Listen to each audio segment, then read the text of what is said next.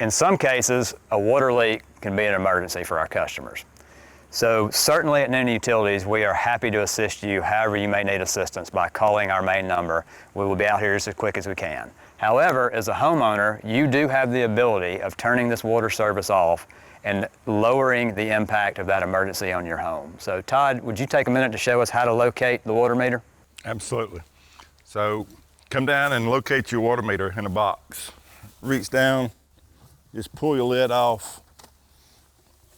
The meter's here. We have a display sitting right here what's actually in the box. So again, here's the display. The cutoff here is in the on position. So it is aligned with the service line going towards your house. You can find any pliers, tool, whatever you can find in your house to turn this, and you will take this cutoff and you will turn it to the off position, which will align the holes and the water will be off.